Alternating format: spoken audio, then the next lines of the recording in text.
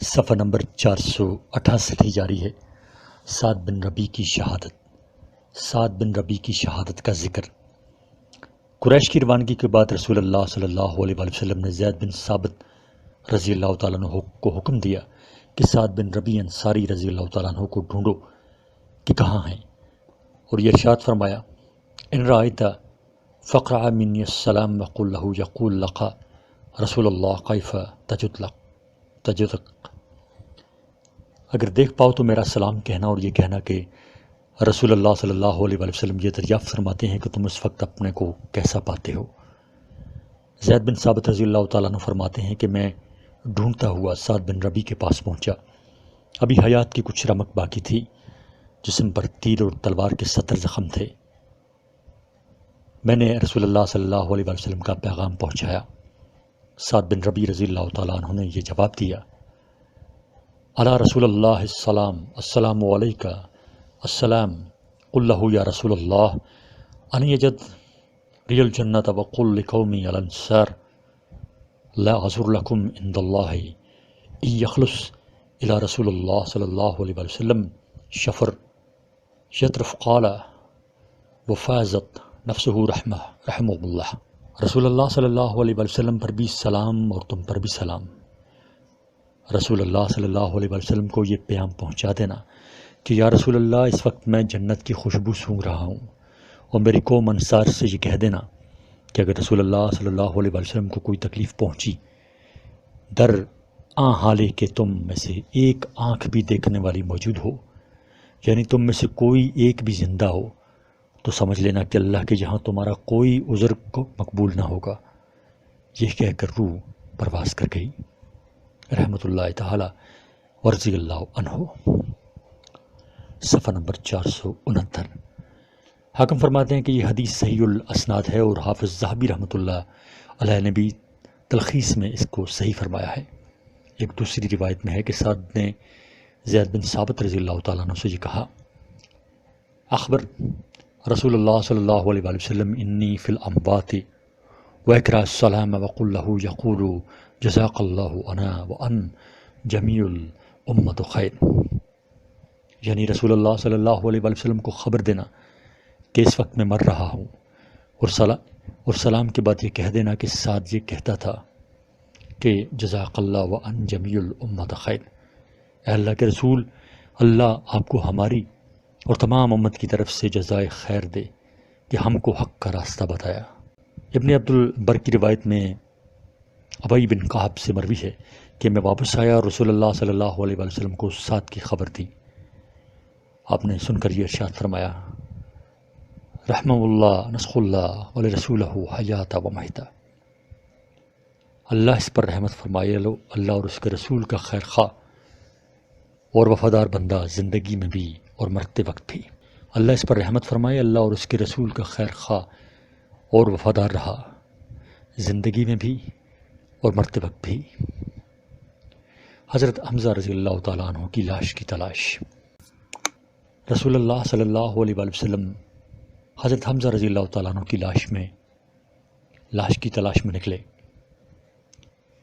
بطن وادی میں مسلح کیے ہوئے پائے گئے، ناک اور کان کٹے ہوئے ہیں، شکم اور سینہ چاک تھا۔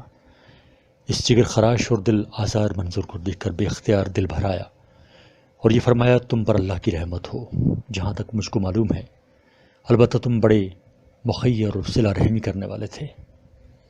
اگر صفیہ کے حزن و ملال اور رنج و غم کا خیال نہ ہوتا تو تم کو اسی طرح چھوڑ دیتا کہ درند اور پرند تم کو کھاتے، اور پھر قیامت کے دن تم انہی کے شکم سے اٹھتے، اور اسی جگہ کھڑے کھڑے یہ فرمایا کہ خدا کی قسم، اگر خدا نے مجھ کو کافروں پر غلبہ فرمایا تو تیرے بدلہ 70 کافروں کا مسلح کروں گا۔ آپ اس جگہ سے ابھی ہٹے نہ تھے کہ یہ آیت شریفہ نازل کی گئی: وَإِنْ عَاقَبْتُمْ فَعَاقِبُوا بِمِثْلِ مَا عُوقِبْتُمْ بِهِ وَلَئِنْ صَبَرْتُمْ لَهُوَ خَيْرٌ لِلصَّابِرِينَ وَاصْبِرْ وَمَا صَبْرُكَ إِلَّا بِاللَّهِ وَلَا تَحْزَنْ عَلَيْهِمْ وَلَا تَقُوا فِي ضَيْقٍ مِّمَّا يَمْكُرُونَ إِنَّ اللَّهَ مَعَ الَّذِينَ اتَّقَوْا وَالَّذِينَ هُمْ مُحْسِنُونَ۔ اگر تم بدلہ لو تو اتنا ہی بدلہ لو جتنا کہ تم کو تکلیف پہنچائی گئی تھی، اور اگر تم صبر کرو تو البتہ وہ بہتر ہے صبر کرنے والوں کے لیے۔ آپ صبر کیجیے، اور آپ کا صبر کرنا محض اللہ کی امداد اور توفیق سے ہے، اور نہ آپ ان پر غمگین ہوں اور نہ ان کے مکر سے تنگ دل ہوں۔ تحقیق اللہ تعالیٰ صبر کاروں اور نیکوکاروں کے ساتھ ہے۔ آپ نے صبر فرمایا اور قسم کا کفارہ دیا اور اپنا ارادہ فسخ کیا۔ حضرت جابر سے مروی ہے کہ رسول اللہ صلی اللہ علیہ وسلم نے جب حضرت حمزہ رضی اللہ تعالیٰ عنہ کو دیکھا تو رو پڑے اور ہچکی بن گئی، اور یہ فرمایا، صفحہ نمبر 470، سید الشہداء عند اللہ یوم القیامہ حمزہ، قیامت کے دن اللہ کے نزدیک تمام شہیدوں کے سردار حمزہ ہوں گے۔ حاکم فرماتے ہیں حاذا حدیث صحیح الاسناد، یہ حدیث صحیح الاسناد ہے، اور حافظ ذہبی رحمۃ اللہ علیہ نے بھی اس کو صحیح بتایا ہے۔ معجم طبرانی میں حضرت علی رضی اللہ تعالیٰ عنہ سے مروی ہے کہ رسول اللہ صلی اللہ علیہ وسلم نے ارشاد فرمایا، سید الشہداء حمزہ ابن عبد المطلب، حمزہ بن عبد المطلب تمام شہیدوں کے سردار ہیں، اور اسی وجہ سے حضرت حمزہ رضی اللہ تعالیٰ عنہ سید الشہداء کے لقب سے مشہور ہوئے۔ عبداللہ بن جہش رضی اللہ تعالیٰ عنہ کی شہادت، اسی غزوہ میں عبداللہ بن جہش رضی اللہ تعالیٰ عنہ بھی شہید ہوئے۔ معجم طبرانی اور دلائل ابی نعیم میں سند جید کے ساتھ سعد بن ابی وقاص رضی اللہ تعالیٰ عنہ سے مروی ہے کہ احد کے دن جنگ شروع ہونے سے پہلے عبداللہ بن جہش نے مجھ کو ایک طرف بلا کر تنہائی میں یہ کہا، آؤ ہم دونوں کہیں علیحدہ بیٹھ کر دعا مانگیں اور ایک دوسرے کی دعا پر آمین کہیں۔ سعد رضی اللہ تعالیٰ عنہ فرماتے ہیں، ہم دونوں کسی گوشہ میں سب سے علیحدہ ایک طرف جا کر بیٹھ گئے۔ اول میں نے دعا مانگی کہ اے اللہ، آج ایسے دشمن سے مقابلہ ہو کہ جو نہایت شجاع اور دلیر اور نہایت غضبناک ہو۔ کچھ دیر تک میں اس کا مقابلہ کروں اور وہ میرا مقابلہ کرے، پھر اس کے بعد اے اللہ مجھ کو اس پر فتح نصیب فرما، یہاں تک کہ میں اس کو قتل کروں اور اس کا سامان چھینوں۔ عبداللہ بن جہش رضی اللہ تعالیٰ عنہ نے آمین کہی اور اس کے بعد یہ دعا مانگی، اے اللہ، آج ایسے دشمن سے مقابلہ ہو کہ جو بڑا ہی سخت اور زور آور اور غضبناک ہو، میں تیرے لیے اس سے قتال کروں اور وہ مجھ سے قتال کرے، وہ مجھ کو قتل کرے اور میری ناک اور کان کاٹے، اور اے پروردگار جب تجھ سے ملوں اور تو دریافت فرمائے، اے عبداللہ یہ تیرے ناک اور کان کہاں کٹے، تو میں عرض کروں، اے اللہ تیری اور تیرے پیغمبر کی راہ میں، اور تو اس وقت یہ فرمائے سچ کہا۔ سعد بن ابی وقاص رضی اللہ تعالیٰ عنہ فرماتے ہیں کہ ان کی دعا میری دعا سے کہیں بہتر تھی۔ شام کو دیکھا کہ ان کے ناک اور کان کٹے ہوئے ہیں۔ سعد فرماتے ہیں اللہ نے میری دعا قبول فرمائی، میں نے بھی ایک بڑے سخت کافر کو قتل کیا اور اس کا سامان چھینا۔ سعید بن وسیب راوی ہیں کہ عبداللہ بن جہش رضی اللہ تعالیٰ عنہ یہ دعا مانگی۔ سعد فرماتے ہیں کہ اللہ نے میری دعا قبول فرمائی، میں نے بھی ایک بڑے سخت کافر کو قتل کیا اور اس کا سامان چھینا۔ میں یہاں ذرا صحابی کی نام کی وضاحت کر دوں، یہ جہش نہیں ہے، یہ حجش ہے۔ سعید بن مسیب راوی ہیں کہ عبداللہ بن حجش رضی اللہ تعالیٰ عنہ یہ دعا مانگی، پیچھے میں نے اس کو جہش پڑھا تھا، اس کو حجش پڑھا اور سنا جائے۔ اور سعید بن مسیب راوی ہیں کہ عبداللہ بن حجش رضی اللہ تعالیٰ عنہ یہ دعا مانگی، اے اللہ میں تجھ کو قسم دیتا ہوں کہ میں تیرے دشمنوں کا مقابلہ کروں اور پھر وہ مجھ کو قتل کریں اور میرا شکم چاک کریں اور میری ناک اور کان کاٹیں، اور پھر تو مجھ سے دریافت فرمائے یہ کیوں ہوا، تو میں عرض کروں محض تیری وجہ سے۔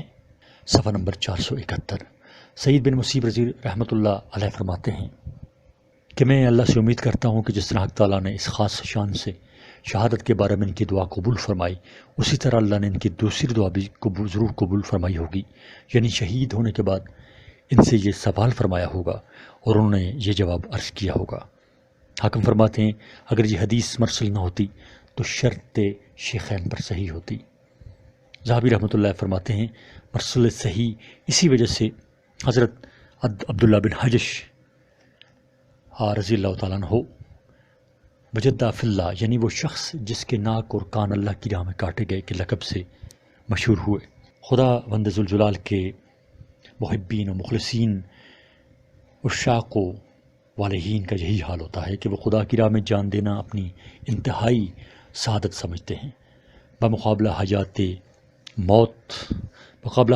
موت ان کو زیادہ لذیذ اور خوشگوار معلوم ہوتی ہے، اس لیے کہ وہ موت کو محبوب حقیقی یعنی حق تعالی شانہ کی لقا کا ذریعہ اور سجن دنیا سے رہا ہو کر گلستان جنت اور بوستان بہشت میں پہنچ جانے کا وسیلہ سمجھتے ہیں۔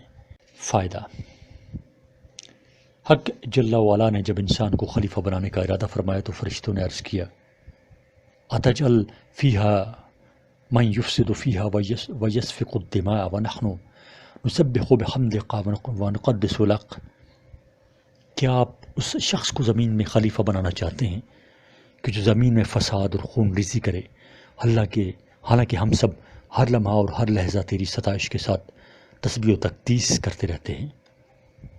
انسان میں دو قوتیں ہوتی ہیں، ایک قوت شہویہ جس سے زنا وغیرہ صادر ہوتا ہے، جس کو ملائکہ نے من یفسد فیہا سے تعبیر کیا، اور دوسری قوت غضبیہ جس سے قتل، ضرب اور خون ریزی ظہور میں آتی ہے، جس کو ملائکہ نے ویسفک الدماء سے تعبیر کیا۔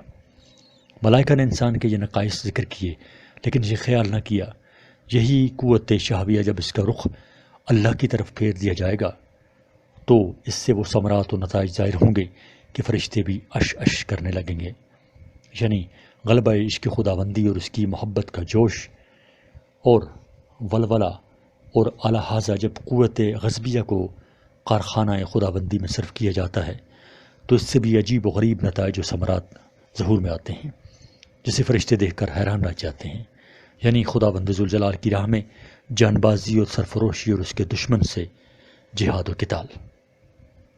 نشود نصیب دشمن کے شود ہلاک تیغر سرے دوستان سلامت کے تو خنجر آزمائی۔ فرشتے بے شک لیل و نہار خداوند پروردگار کی تسبیح و تقدیس کرتے ہیں، مگر اس کی راہ میں والہانہ اور عاشقانہ جانبازی اور سرفروشی کا ولولہ ان میں نہیں۔ وہ اس دولت سے اور اس نعمت سے محروم ہیں، اور پھر یہ کہ اس محبوب حقیقی کے لیے جان دے دینا اور اس کی راہ میں شہید ہونا، یہ وہ نعمت ہے کہ جس کا فرشتوں میں امکان بھی نہیں۔ انسان میں اگرچہ فرشتوں کی طرح عصمت نہیں، لیکن گناہ کے بعد انسان کی مضطربانہ ندامت و شرمساری اور بےتابانہ گریہ ازاری اس کو درجہ بلند و رفیع بنا دیتی ہے کہ فرشتے نیچے رہ جاتے ہیں۔ صفحہ نمبر 472۔ مرکب تو با جائے مرکبست، بر فلک تازو بیک لہزہ زبست، چوں بر ار نداز پشیمانی انی، از لرزد از انین المذنبین۔ اسی وجہ سے اہل سنت والجماعت کا اجماع ہے کہ تمام انبیاء و مرسلین ملائکہ مقربین سے افضل اور برتر ہیں، اور صحابہ، تابعین، صدیقین، شہداء اور صالحین بقیہ ملائکہ سماوات و ارضین سے اشرف ہیں، اور مومنات، صالحات، حورین سے افضل ہیں۔ خزا فیل یواقیت والجواہر۔ عبداللہ بن عمرو کی شہادت۔ حضرت جابر کے والد ماجد عبداللہ بن عمرو بن حرام انصاری رضی اللہ تعالیٰ عنہ بھی اس معرکہ میں شہید ہوئے۔ حضرت جابر رضی اللہ تعالیٰ عنہ فرماتے ہیں کہ میرے باپ جنگ احد میں شہید ہوئے اور کافروں نے ان کا مسلح کیا۔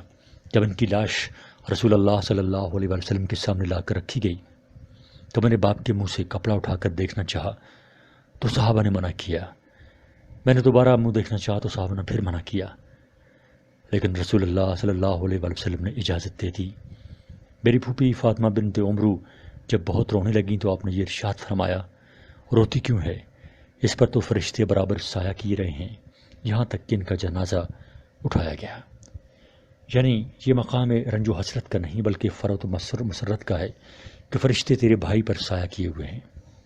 حضرت جابر رضی اللہ تعالیٰ عنہ فرماتے ہیں کہ ایک روز رسول اللہ صلی اللہ علیہ وسلم نے مجھے دیکھ کر یہ فرمایا، اے جابر تجھ کو کیا ہوا؟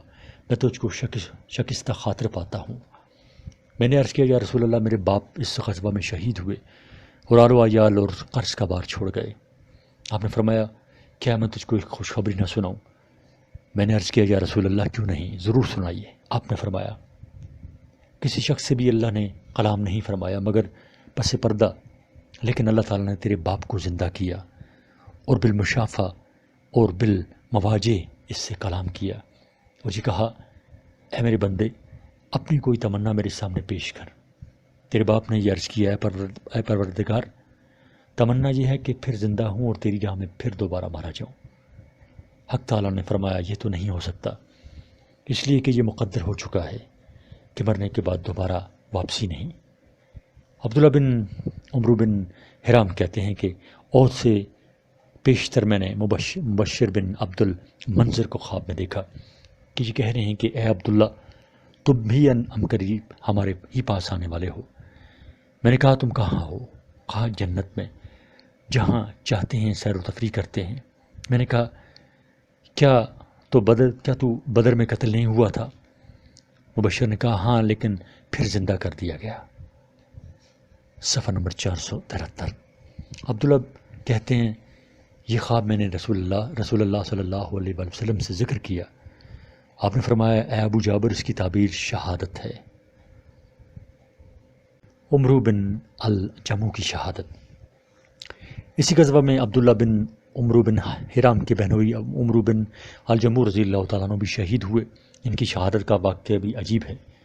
عمرو بن الجمو رضی اللہ تعالیٰ عنہ کے پاؤں میں لنگ تھی، یعنی وہ تھوڑا لنگڑا کے چلتے تھے۔ رنگ بھی معمولی نہ تھی بلکہ شدید تھی۔ 4 بیٹے تھے جو ہر غزوہ میں رسول اللہ صلی اللہ علیہ وسلم کی ہم رقاب رہتے تھے۔ عہد میں جاتے وقت ان سے کہا کہ میں تمہارے ساتھ جہاد میں چلتا ہوں۔ بیٹوں نے کہا آپ معذور ہیں، اللہ نے آپ کو رخصت دی ہے، آپ یہیں رہیں۔ مگر یہ عزیمت کے شدائی کب رخصت پر عمل کرنے والے تھے۔ شوق شہادت میں اس درجہ بےتاب اور بے چین ہوئے کہ اسی حالت میں لنگڑاتے ہوئے بارگاہ نبوی میں حاضر ہوئے اور عرض کیا یا رسول اللہ میرے بیٹے مجھ کو آپ کے ساتھ جانے سے روکتے ہیں۔ ولا انی لا رجو ان ادخن بحر جتی حاضہ فی جلف الجنہ، خدا کی قسم تحقیق میں امید واسق رکھتا ہوں کہ اسی رنگ کے ساتھ جنت کی زمین کو جا کر روندوں۔ آپ نے ارشاد فرمایا اللہ نے تم کو معذور کہا ہے، تم پر جہاد فرض نہیں، اور بیٹوں کی طرف مخاطب ہو کر یہ ارشاد فرمایا کہ کیا ہرچہ اگر تم ان کو نہ روکو شاید اللہ تعالیٰ ان کو شہادت نصیب فرمائے۔ چنانچہ وہ جہاد کے لیے نکلے اور شہید ہوئے رضی اللہ تعالیٰ عنہ۔ اور مدینہ سے چلتے وقت مستقبل قبلہ ہو کر یہ دعا مانگی اللہم ارزقنی شہادت ولا تردنی الی اہلی، اے اللہ مجھ کو شہادت نصیب فرما اور گھر والوں کی طرف واپس نہ کر۔ اسی غزوہ میں ان کے بیٹے خالد بن عمرو بن الجمو بھی شہید ہوئے۔ عمرو بن الجمو کی بیوی ہند بنت عمرو بن حرام نے، جو کہ عبداللہ بن عمرو بن حرام کی بہن اور حضرت جابر کی پھوپھی ہیں، یہ ارادہ کیا کہ تینوں یعنی اپنے بھائی عبداللہ بن عمرو بن حرام اور اپنے بیٹے خالد بن عمرو بن الجمو اور اپنے شوہر عمرو بن الجمو کو ایک اونٹ پر سوار کر کے مدینہ لے جائیں اور وہیں جا کر تینوں کو دفن کر دیں۔ مگر جب مدینہ کا قصد کرتی ہیں تو اونٹ بیٹھ جاتا ہے، اور جب عہد کا رخ کرتی ہیں تو تیز چلنے لگتا ہے۔ ہند نے آ کر رسول اللہ صلی اللہ علیہ وسلم سے عرض کیا، آپ نے فرمایا عمرو بن الجمو نے مدینہ سے چلتے وقت کچھ کہا تھا۔ ہند نے ان کی وہ دعا ذکر کی جو انہوں نے چلتے وقت کی تھی۔ آپ نے فرمایا اسی وجہ سے اونٹ نہیں چلتا، اور یہ فرمایا والذی نفسی بیدہ منکم من لو اقسم علی اللہ لبرح منہم عمرو بن الجمو ولقد رأیت یطاع بارجات فی الجنہ، قسم ہے اس ذات پاک کی جس کے قبضہ میں میری جان ہے، البتہ تم میں بعض ایسے بھی ہیں کہ اگر اللہ پر قسم کھا بیٹھیں تو اللہ ان کی قسم کو ضرور پورا کرے۔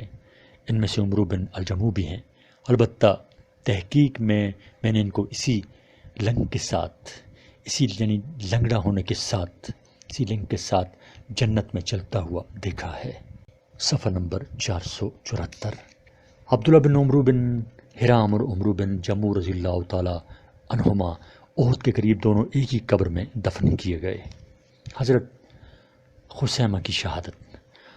خثیمہ رضی اللہ تعالیٰ عنہ جن کے بیٹے سعد غزوہ بدر میں رسول اللہ صلی اللہ علیہ وآلہ وسلم کے ہمراہ شہید ہو چکے تھے، نے بارگاہ نبوی میں حاضر ہو کر عرض کیا، یا رسول اللہ، افسوس مجھ سے غزوہ بدر رہ گیا، جس کی شرکت کا میں بڑا ہی حریص اور مشتاق تھا، یہاں تک کہ اس شہادت کے حاصل ہونے کرنے میں بیٹے سے قرعہ اندازی کی، مگر یہ شہادت میرے بیٹے سعد کی قسمت میں تھی۔ قرعہ اس کے نام نکلا اور شہادت اس کو نصیب ہوئی اور میں رہ گیا۔ آج شب میں نے اپنے بیٹے کو خواب میں دیکھا ہے، نہایت حسین و جمیل شکل میں ہے، جنت کے باغات اور نہروں میں سیر و تفریح کرتا پھرتا ہے، اور مجھ سے یہ کہتا ہے کہ اے باپ، تم بھی یہیں آ جاؤ، دونوں مل کر جنت میں ساتھ رہیں گے۔ میرے پروردگار نے جو مجھ سے وعدہ کیا تھا وہ میں نے بالکل حق پایا۔ یا رسول اللہ، اس وقت سے اپنے بیٹے کی مرافقت کا مشتاق ہوں، بوڑھا ہو گیا ہوں اور ہڈیاں کمزور ہو گئیں، اب تمنا یہ ہے کہ کسی طرح اپنے رب سے جا ملوں۔ یا رسول اللہ، اللہ سے دعا کیجیے اللہ مجھ کو شہادت اور جنت میں ساتھ کی مرافقت نصیب فرمائے۔ رسول اللہ صلی اللہ علیہ وآلہ وسلم نے خثیمہ کے لیے دعا فرمائی، اللہ نے آپ کی دعا قبول فرمائی اور خثیمہ معرکہ احد میں شہید ہوئے۔ انشاءاللہ انشاءاللہ امید واسع ہے کہ حضرت خثیمہ اپنے بیٹے سعد سے جا ملے رضی اللہ تعالی عنہما۔ حضرت اسیرم کی شہادت۔ عمرو بن ثابت جو اسیرم کے لقب سے مشہور تھے، ہمیشہ اسلام سے منحرف رہے۔ جب احد کا دن ہوا تو اسلام دل میں اتر آیا اور تلوار لے کر میدان میں پہنچے اور کافروں سے خوب قتال کیا اور یہاں تک کہ زخمی ہو کر گر پڑے۔ لوگوں نے جب دیکھا کہ اسیرم ہیں تو بہت تعجب ہوا اور پوچھا کہ اے عمرو، تیرے لیے اس لڑائی کا کیا داعی ہوا؟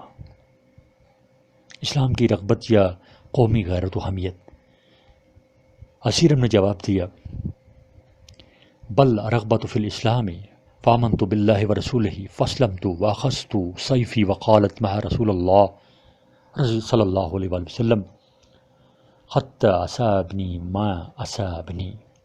بلکہ اسلام کی رغبت دائی ہوئی، میں ایمان لایا اللہ اور اس کے رسول پر اور مسلمان ہوا اور تلوار لے کر رسول اللہ صلی اللہ علیہ وآلہ وسلم کے ساتھ آپ کے دشمنوں سے قتال کیا، یہاں تک کہ مجھ کو زخم پہنچے۔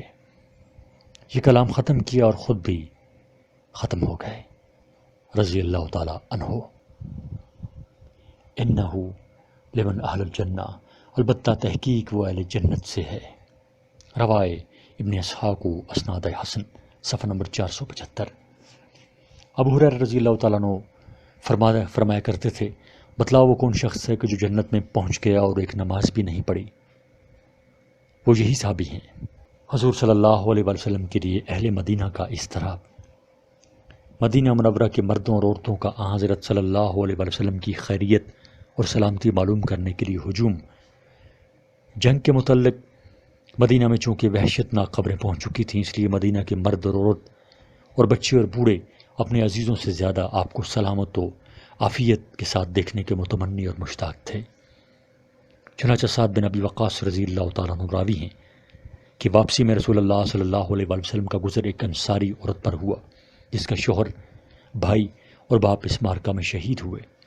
جب اس عورت کو اس کے شوہر، برادر اور پدر کی شہادت کی خبر سنائی گئی تو یہ کہا کہ پہلے یہ بتاؤ رسول اللہ صلی اللہ علیہ وآلہ وسلم کیسے ہیں؟ لوگوں نے کہا الحمدللہ خیریت سے ہیں۔ اس خاتون نے کہا مجھ کو چہرہ انور دکھلا دو، آنکھوں سے دیکھ کر پورا اطمینان ہوگا۔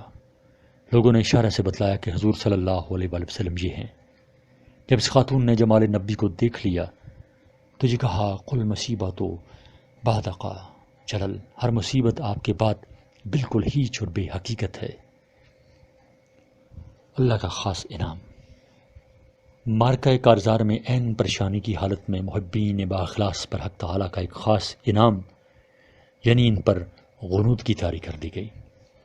جب کسی شیطان نے یہ خبر اڑا دی کہ حضرت صلی اللہ علیہ وآلہ وسلم شہید ہو گئے تو بعض مسلمان بمتقاضائے بشریت یہ خبر سن کر پریشان ہو گئے اور اسی پریشانی اور حیرانی کی حالت میں کچھ دیر کے لیے ان کے قدم میدان جنگ سے ہٹ گئے، اور اس مارکہ میں جن کے لیے شہادت کی سعادت مقدر تھی وہ شہید ہو گئے، اور جن کے لیے ہٹنا مقدر تھا وہ ہٹ گئے، اور جو میدان قتال میں باقی رہ گئے تھے ان میں سے جو مومنین مخلصین اور اہل یقین اور اصحاب توکل تھے، ان پر حق تعالیٰ کی طرف سے قنوت کی طاری کر دی گئی۔ یہ لوگ کھڑے کھڑے اونگنے لگے، جن میں حضرت ابو طلحہ بھی تھے۔ ابو طلحہ رضی اللہ تعالیٰ عنہ فرماتے ہیں کہ کئی مرتبہ تلوار میرے ہاتھ سے چھوٹ کر زمین پر گری، تلوار میرے ہاتھ سے گر جاتی تھی اور میں اس کو اٹھا لیتا تھا۔ یہ ایک حسی اثر تھا اس باطنی سکون کا جو حق تعالیٰ نے اس موقع پر اہل ایمان کو عطا فرمایا، جس نے سے کافروں کا خوف و ہراس دل سے یکلخت دور ہو گیا، اور منافقین کا گروہ جو اس وقت شریک جنگ تھا، اس وقت سخت اضطراب میں تھا، اس کو صرف اپنی جان بچانے کی فکر تھی۔ ان کم بختوں کو نیند نہ آئی۔ اس بارے میں یہ آیتیں نازل ہوئیں، ثم انزل علیکم من بعد الغم امنة نعاسا یغشی طائفة منکم وطائفة قد اہمتهم انفسهم یظنون باللہ غیر الحق ظن الجاہلیہ، صفحہ نمبر 476۔ ترجمہ اس کا یہ ہے، پھر اللہ تعالیٰ نے اس غم کے بعد تم پر ایک امن اور سکون کی کیفیت نازل فرمائی، یعنی تم میں سے ایک جماعت پر اونگ طاری کر دی جو ان کو گھیر رہی تھی، اور ایک دوسری جماعت ایسی تھی کہ جس کو اپنی جان کی فکر پڑی ہوئی تھی اور خدا تعالیٰ کے ساتھ جہالیت کی طرح بدگمانی میں مبتلا تھی۔ حافظ ابن کثیر رحمۃ اللہ علیہ فرماتے ہیں کہ جس جماعت پر نیند طاری کی گئی وہ جماعت ان اہل ایمان کی تھی کہ جو یقین ثبات استقامت و توکل صادق کے ساتھ موصوف تھے، اور ان کو یہ یقین تھا کہ اللہ تعالیٰ اپنے رسول کی ضرور مدد کرے گا اور اپنے رسول سے جو وعدہ کیا ہے وہ ضرور پورا کرے گا۔ اور دوسرا گروہ جسے اپنی جانوں کی فکر پڑی ہوئی تھی اور اسی فکر میں ان کی نیند غائب تھی، وہ منافقین کا گروہ تھا۔ ان کو صرف اپنی جان کا غم تھا، اطمینان اور امن کی نیند سے محروم تھے۔ عورتوں کی شرکت، جنگ میں کچھ عورتوں کی شرکت اور اس کا حکم۔ اس غزوہ میں مسلمانوں کی چند عورتوں نے بھی شرکت کی۔ صحیح بخاری میں حضرت انس رضی اللہ تعالیٰ عنہ سے مروی ہے کہ احد کے دن میں نے حضرت عائشہ اور اپنی والدہ ام سلیم رضی اللہ تعالیٰ عنہما کو دیکھا کہ پائنچے چڑھائے ہوئے پانی کی مشک بھر بھر کر پشت پر رکھ کر لاتی ہیں اور لوگوں کو پانی پلاتی ہیں۔ جب مشک خالی ہو جاتی تو پھر بھر کر لاتی ہیں۔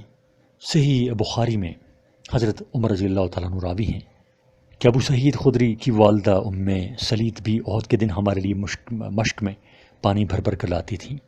صحیح بخاری میں ربی بنت معوذ سے مروی ہے کہ ہم غزوات میں رسول اللہ صلی اللہ علیہ وسلم کے ساتھ جاتی تھیں کہ لوگوں کو پانی پلائیں اور زخمیوں کی مرہم پٹی کریں اور مقتولین کو اٹھا کر لائیں۔ خالد بن ذکوان کی روایت میں اس قدر اور اضافہ ہے، یعنی ولا تقاتل۔ ربی کہتے ہیں کہ مگر ہم قتال اور لڑائی میں شریک نہیں ہوتے تھے۔ یہ تینوں روایتیں صحیح بخاری کی کتاب الجہاد میں مذکور ہیں۔ سنن ابن ماجہ میں ہے کہ رسول اللہ صلی اللہ علیہ وسلم سے عرض کیا گیا، النساء جہاد، کیا عورتوں پر بھی جہاد ہے؟ آپ نے ارشاد فرمایا، نعم جہاد لا قتال فی الحج والعمرہ، ہاں ان کا ایسا جہاد ہے جس میں لڑنا نہیں، یعنی حج اور عمرہ۔ صحیح بخاری کی کتاب العیدین میں ام عطیہ سے مروی ہے کہ ہم غزوات میں مریضوں کی خبر گیری اور زخمیوں کے علاج کی غرض سے رسول اللہ صلی اللہ علیہ وسلم کے ساتھ شریک ہوتے تھے۔ صفحہ نمبر 477۔ ان عورتوں نے فقط لوگوں کو پانی پلایا اور مریضوں اور زخمیوں کی خبر گیری کی، لیکن قتال نہیں کیا، مگر ام عمارہ رضی اللہ تعالیٰ عنہا نے جب دیکھا کہ ابن قمیہ رسول اللہ صلی اللہ علیہ وسلم پر حملہ کر رہا ہے تو انہوں نے اس حالت میں آگے بڑھ کر مقابلہ کیا۔ مونڈے پر ایک گہرا زخم آیا۔ ہمارا فرماتی ہیں کہ میں نے بھی بڑھ کر ابن قمیہ پر وار کیا، مگر عدو اللہ کو دشمن 2 زریں پہنے ہوئے تھا۔ اس غزوہ میں صرف ایک ام ہمارا شریک جہاد و قتال ہوئیں۔ اس کے علاوہ تمام غزوات میں سوائے 1-2 عورت کی اور عورتوں کا شریک جہاد و قتال ہونا کہیں ذخیرہ حدیث سے ثابت نہیں، اور نہ کسی حدیث میں رسول اللہ صلی اللہ علیہ وسلم کا عورتوں کو جہاد کی ترغیب دینا ثابت ہے۔ اس لیے تمام امت کا اس پر اجماع ہے کہ عورتوں پر جہاد فرض نہیں، الہ یہ کہ کفار ہجوم کرائیں اور ضرورت عورتوں کی شرکت پر بھی مجبور کرے۔ عورتوں کا فطری ضعف اور ان کی طبی ناتوانی خود اس کی دلیل ہے کہ ان پر جہاد و قتال کو لازم کرنا ان کی فطرت اور جبلت کے خلاف ہے۔ قال تعالی لیس علی الضعفاء ولا علی المرضى ولا علی الذین لا یجدون، یعنی ضعیف اور ناتواں مریض اور غیر مستطیع لوگوں پر جہاد فرض نہیں۔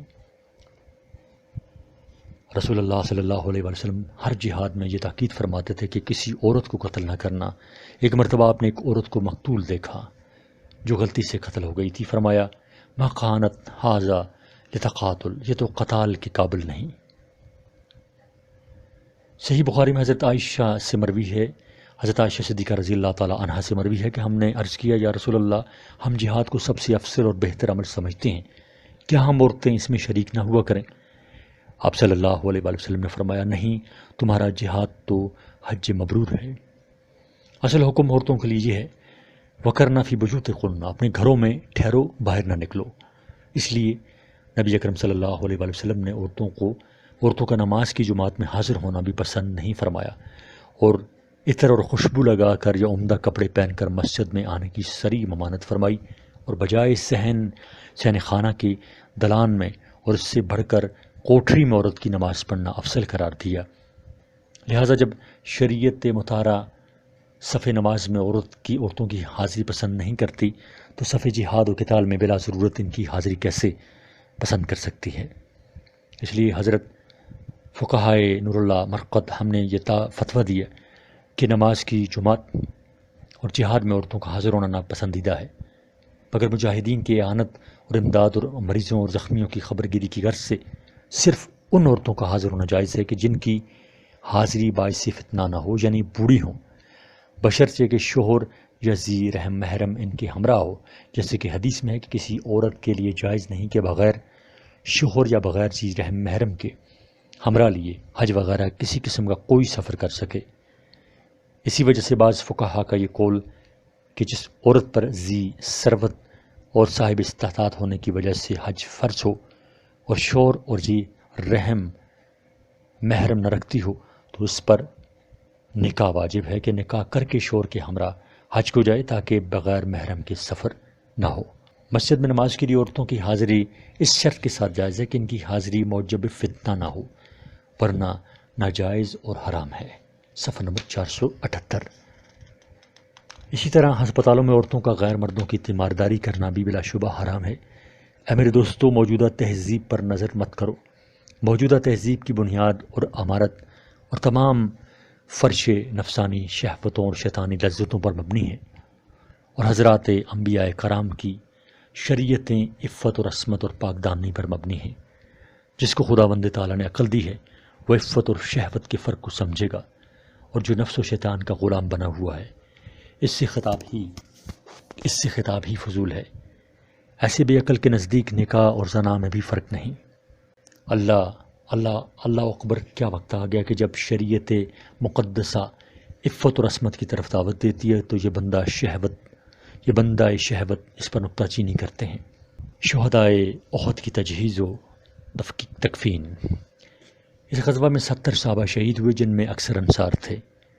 بے سر و سامانی کا یہ عالم تھا کہ کفن کی چادریں بھی پوری نہ تھی، چنانچہ مصعب بن عمیر رضی اللہ تعالیٰ عنہ کے ساتھ یہی واقعہ پیش آیا کہ کفن کی چادر اس قدر چھوٹی تھی کہ سر اگر ڈھانکا جاتا تو پاؤں کھل جاتے، اور اگر پاؤں ڈھانکے جاتے تو سر کھل جاتا تھا۔ بالآخر یہ ارشاد فرمایا کہ سر ڈھانک دو اور پیروں پر اذخر یعنی ایک گھاس ہوتا ہے وہ ڈال دو۔ اور یہی واقعہ سید الشہداء حضرت حمزہ رضی اللہ تعالیٰ عنہ کے ساتھ پیش آیا، جیسے کہ معجم طبرانی میں ابو اسید سے اور مستدرک حاکم میں انس سے مروی ہے۔ طبرانی کی سند کے سب راوی ثقہ ہیں، اور بعض کے لیے یہ بھی میسر نہ آیا۔ 2 آدمیوں کو ایک ہی چادر میں کفن دیا گیا اور 2 اور 3 کو ملا کر ایک قبر میں دفن کیا گیا۔ دفن کے وقت یہ دریافت فرماتے تھے کہ ان میں سے زیادہ قرآن کس کو یاد ہے، جس کی طرف اشارہ کیا جاتا اس کو قبلہ رخ لحد میں آگے رکھتے، اور یہ ارشاد فرماتے نا شہید علی ہؤلاء یوم القیامہ، قیامت کے دن میں ان لوگوں کے حق میں شہادت دوں گا۔ اور یہ حکم دیا کہ اس طرح بلا غسل دیے خون آلود دفن کرتے ہیں۔